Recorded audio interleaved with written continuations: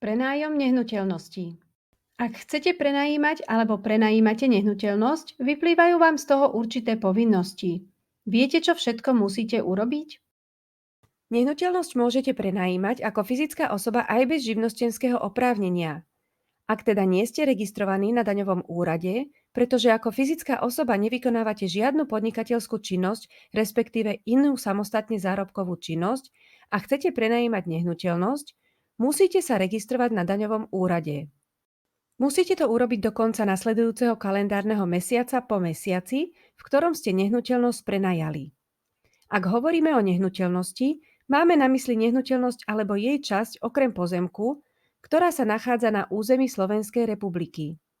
Registračnú povinnosť má ten, kto prenajíma nehnuteľnosť bez ohľadu na to, či je to občan Slovenskej republiky alebo cudzinec a bez ohľadu na to, či je vlastníkom alebo si nehnuteľnosť len prenajíma. Ak nehnuteľnosť vlastnia manželia a teda nehnuteľnosť je v bezpodielovom spoluvlastníctve manželov, potom registrovať sa musí ten z manželov, ktorý je uvedený na zmluve o prenájme ako prenajímateľ. Ak sú uvedení obaja, musia sa obaja registrovať. Prenajatou nehnuteľnosťou alebo jej časťou môže byť byt, dom, izba, garáž, stena vášho domu a podobne. Registrovať sa musíte na predpísanom tlačive žiadosť o registráciu, ktoré môžete zaslať elektronicky alebo poštou na daňový úrad. V ňom zaškrtnete políčko Daň z príjmu. Neprikladáte žiadnu zmluvu o nájme, ale ak chcete, môžete do oddielu 10 poznámky uviesť dátum začatia prenájmu nehnuteľností. Ak ste už boli registrovaní na daňovom úrade, pretože podnikáte alebo vykonávate inú samostatne zárobkovú činnosť, alebo ste sa už registrovali pri prenajatí vašej prvej nehnuteľnosti, nemusíte sa na daňovom úrade registrovať a nemusíte ani nejako oznamovať, že ste začali prenajímať nehnuteľnosť, respektíve ďalšiu nehnuteľnosť. Z prenajmu nehnuteľnosti máte príjem a teda musíte podať daňové priznanie a váš príjem zdaniť. Ale ak vaše celkové príjmy, čiže príjmy zo zamestnania, z podnikania, z prenájmu, z kapitálového majetku alebo iné príjmy všetky spolu za celý rok 2023 nepresiahli sumu 2461,41 eur, nemusíte podávať daňové priznanie. Táto suma sa každý rok mení a pre rok 2024 už bude platiť suma 2823,24 eur. Ak váš príjem spolu je vyšší než táto suma, musíte podať daňové priznanie. Z titulu prenajmu nie ste účtovnou jednotkou, preto k nemu neprikladáte žiadne účtovné výkazy. Príjem z prenajmu je do výšky 500 eur oslobodený od dane. Preto v daňovom priznaní sa uvádza ako príjem suma, ktorú ste za prenájom v danom roku inkasovali mínus 500 eur. Ak nehnuteľnosť prenajímajú viacerí prenajímatelia, potom si rozdelia príjem z prenajmu, pričom každý z nich má nárok odpočítať si 500 eur od príjmu, ktorý im z prenajmu patrí. Manželia, ktorí majú spoločnú nehnuteľnosť podliehajúcu BSM, si môžu rozdeliť tento príjem podľa toho, ako sa dohodnú, pričom aj oni majú každý z nich nárok odpočítať si od príjmu sumu 500 eur oslobodenú od dane. Príklad. Fyzická osoba prenajímala v roku 2023 byt za 500 eur mesačne. Za 12 mesiacov zinkasovala 12 nájmov, to je 6 000 eur. Musí podať daňové priznanie, pretože jej príjem je vyšší než 2461,41 eur. Do daňového priznania uvedie príjem 6000 minus 500 rovná sa 5500 eur. Povedzme si druhý príklad. Fyzická osoba mala príjem zo zamestnania 1200 eur a z prenajmu 1500 eur. Z tejto sumy odpočítame sumu, ktorá je oslobodená, čiže príjem z prenajmu je 1500 minus 500 rovná sa 1000 eur. Spolu s príjmami zo zamestnania bol jej príjem za rok 2023 spolu 2200 eur a preto nemá povinnosť podať daňové priznanie. Do výdavkov si môže fyzická osoba zahrnúť len preukázateľné výdavky. To sú výdavky, od ktorých máte doklad a slúžia na dosiahnutie, zabezpečenie a udržanie príjmov z prenajmu. A ktoré výdavky to môžu byť? V prvom rade je treba zvoliť, či nehnuteľnosť zaradíte do obchodného majetku alebo nie. Ak nehnuteľnosť nezaradíte do obchodného majetku, môžete si do výdavkov uplatniť len výdavky na prevádzku nehnuteľnosti, čiže výdavky na energie a ostatné služby.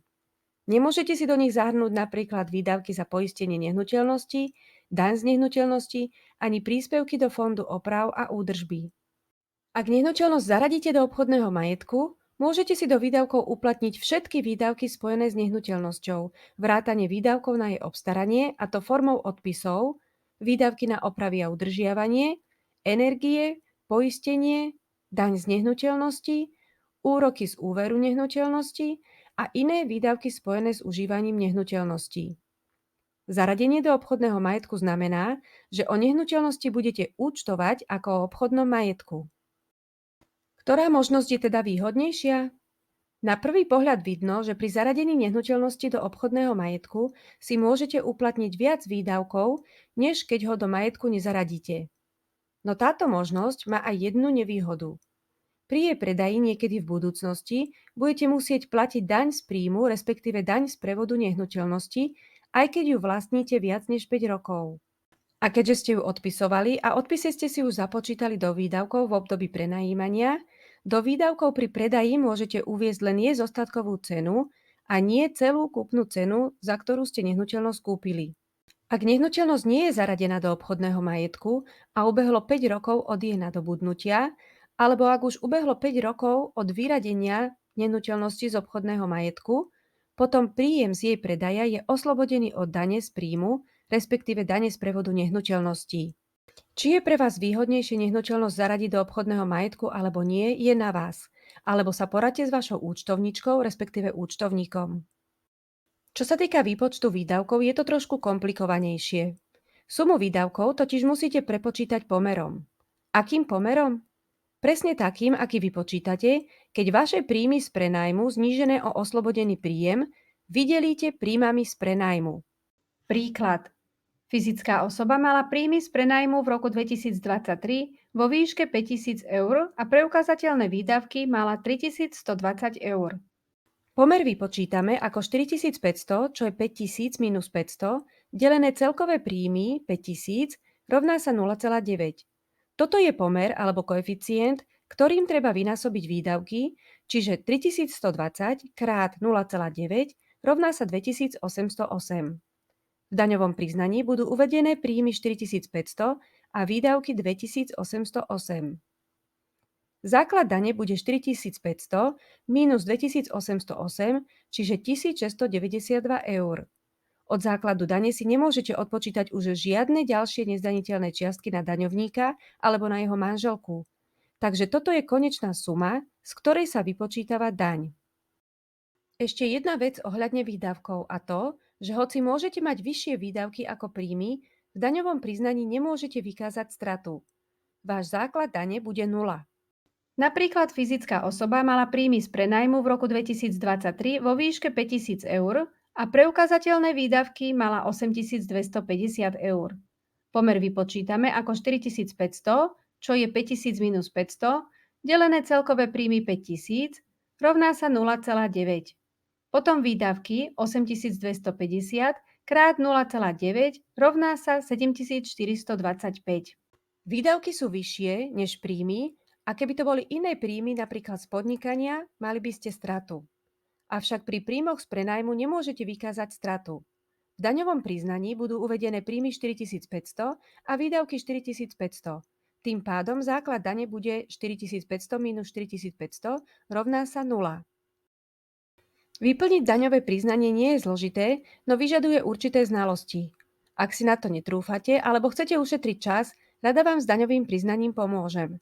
Stačí, ak mi napíšete na info@začínampodnikať.sk. Ozvem sa vám v čo najkratšom čase. Ďakujem, že ste si pozreli toto video. Ak bolo pre vás užitočné, nezabudnite dať odber a like.